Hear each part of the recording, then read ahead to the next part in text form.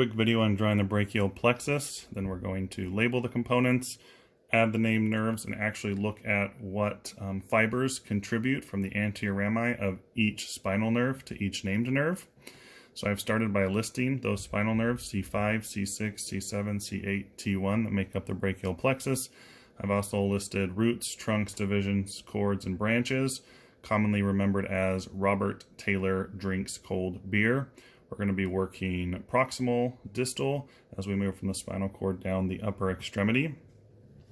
Going to use a highlighter here just to help us see this. So we're going to first connect C5 and C6, and then draw all the way down to our branch. Then for C7, we're just going to have a nice long line going all the way to C7. C8, we're going to connect those as well, and then draw all the way down to our branch. Okay, we don't have to change anything on our trunks right now, but when we get to our divisions, we are going to draw an X, and then one line right there. We're going to leave our cords as is right now. For our branches, we're going to come off this middle one. We're going to add one right there. And then these two cords, lateral and medial, are going to come together. We're going to actually connect them right there for another terminal nerve or terminal branch, okay? Now we can kind of go back and add a couple named nerves, and then we're going to start to label them. So we're going to have a nerve coming off right here, C5. One coming down this way that's going to connect to C6 and C7. On this trunk right here, we're going to have 1 and 2. Nothing over here, nothing on our divisions. As we get to our cords, on this lateral cord, we're going to have 1, 1, 2, 3 on the posterior cord, and again 1, 2, 3 on that medial cord. And then we've already drawn our terminal branches, so now we can start labeling. Starting over here, we're going to have our roots have already been labeled, so let's label our trunks. We have our superior trunk, we have a middle trunk, and we have an inferior trunk.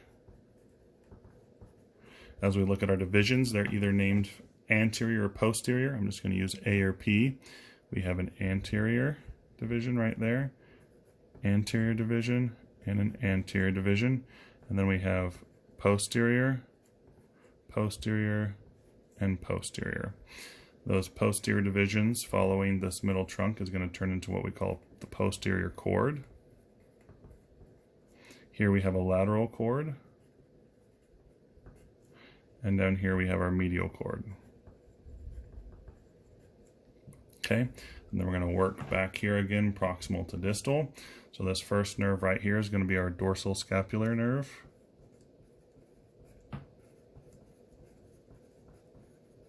And that's going to have contributions from C5. You will see sometimes inconsistent contribution from C4. This long nerve is going to be our long thoracic nerve right there, and it's going to have contributions from C5, 6, and 7.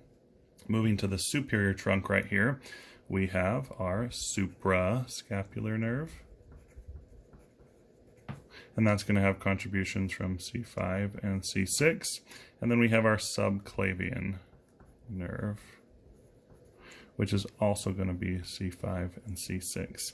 Nothing coming off of our middle or our inferior trunk, nothing coming off of our divisions, but we're going to move over to our lateral cord, and this is going to be our lateral pectoral nerve,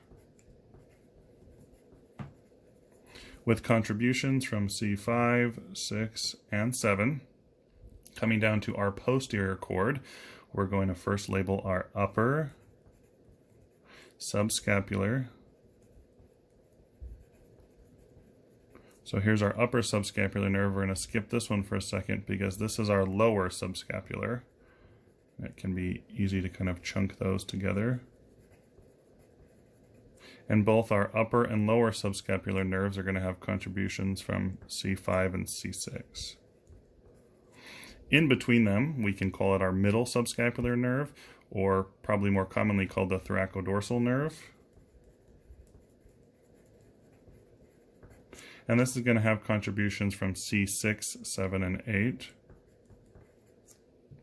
And then we can move down to our medial cord, starting with our medial pectoral nerve,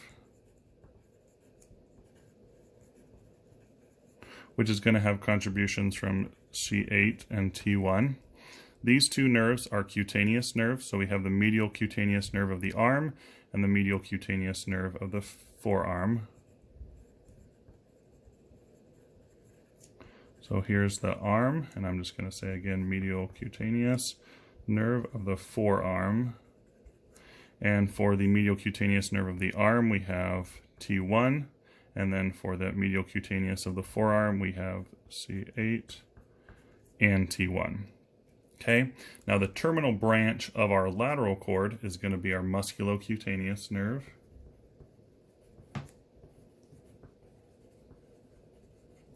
All right, and it's going to have contributions from C5, C6, and C7.